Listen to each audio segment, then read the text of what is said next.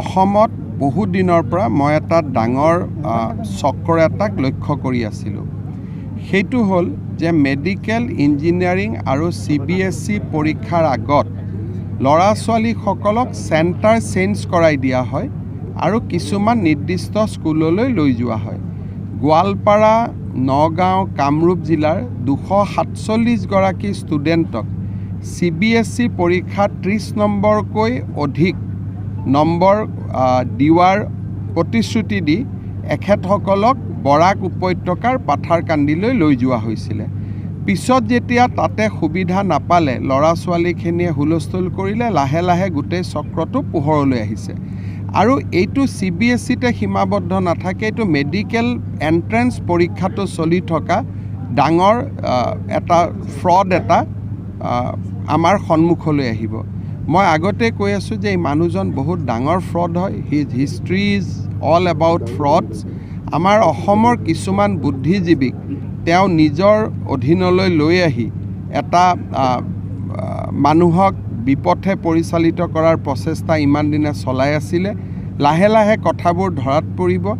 অসমত যাতে এডুকেশ্যনটোক এখন বজাৰলৈ ৰূপান্তৰ কৰা নহয়, তাৰ বাবে আমি প্ৰচেষ্টা কৰি থাকিম। অসমত বহু দিনৰ পৰা মই এটা ডাঙৰ চক্ৰ এটাক লক্ষ্য কৰি আছিলোঁ। সেইটো হ'ল যে মেডিকেল ইঞ্জিনিয়াৰিং আৰু CBSE পৰীক্ষাৰ আগত ল'ৰা ছোৱালীসকলক চেণ্টাৰ চেঞ্জ কৰাই দিয়া হয় আৰু কিছুমান নিৰ্দিষ্ট স্কুললৈ লৈ যোৱা হয়। গোৱালপাৰা, নগাঁও, কামৰূপ জিলাৰ 247 গৰাকী ষ্টুডেণ্টক CBSE পৰীক্ষাত 30 নম্বৰকৈ অধিক নম্বৰ দিয়াৰ প্ৰতিশ্ৰুতি দি এখেতসকলক বৰাক উপত্যকাৰ পাথাৰকান্দিলৈ লৈ যোৱা হৈছিলে। পিছত যেতিয়া তাতে সুবিধা নাপালে, ল'ৰা ছোৱালীখিনিয়ে হুলস্থুল কৰিলে, লাহে লাহে গোটেই চক্ৰটো পোহৰলৈ আহিছে। আৰু এইটো CBSEতে সীমাবদ্ধ নাথাকে, এইটো মেডিকেল এণ্ট্ৰেঞ্চ পৰীক্ষাটো চলি থকা ডাঙৰ এটা ফ্ৰড এটা আমাৰ সন্মুখলৈ আহিব। মই আগতে কৈ আছোঁ যে এই মানুহজন বহুত ডাঙৰ ফ্ৰড হয়। His history is all about frauds. আমাৰ অসমৰ কিছুমান বুদ্ধিজীৱীক তেওঁ নিজৰ অধীনলৈ লৈ আহি এটা মানুহক বিপথে পৰিচালিত কৰাৰ প্ৰচেষ্টা ইমান দিনে চলাই আছিলে। লাহে লাহে কথাবোৰ ধৰাত পৰিব। অসমত যাতে এডুকেশ্যনটোক এখন বজাৰলৈ ৰূপান্তৰ কৰা নহয়, তাৰ বাবে আমি প্ৰচেষ্টা কৰি থাকিম।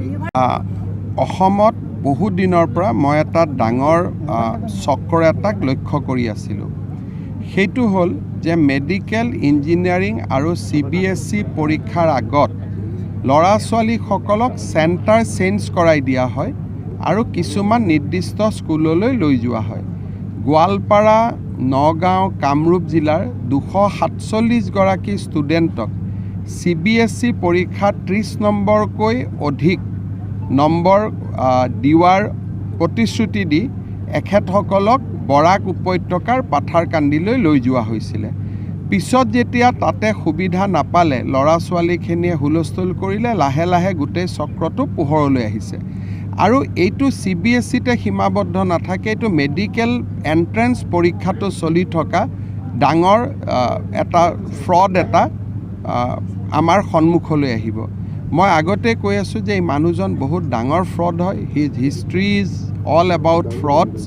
আমাৰ অসমৰ কিছুমান বুদ্ধিজীৱীক তেওঁ নিজৰ অধীনলৈ লৈ আহি এটা মানুহক বিপথে পৰিচালিত কৰাৰ প্ৰচেষ্টা ইমান দিনে চলাই আছিলে।